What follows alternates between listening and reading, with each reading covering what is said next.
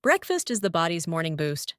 Like fuel for a car, a morning meal fuels our bodies with the nutrients we need to focus, learn, and play throughout the day.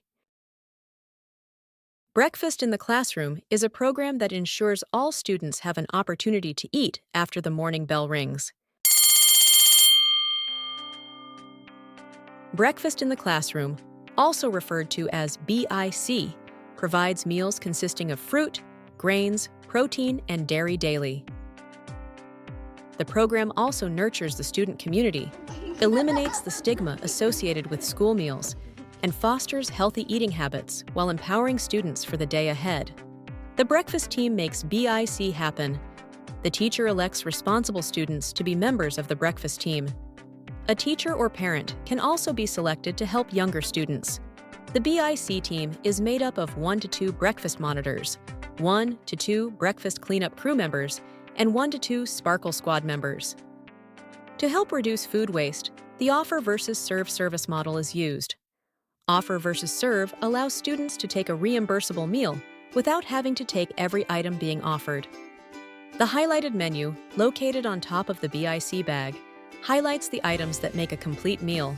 The breakfast monitor needs to arrive to school early to pick up the BIC bags at the school cafe 10 to 15 minutes before school starts.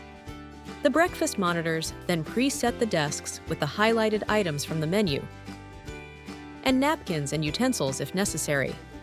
The remaining non-highlighted menu items will remain in the BIC bag. The BIC bags should then be placed in a central location so students can help themselves with additional items if they would like to. Don't forget your teachers, they get breakfast too.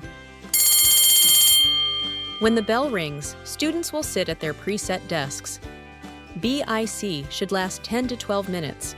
Breakfast is a great time to take attendance, gather homework, review lessons, show educational videos, or eat and visit with students.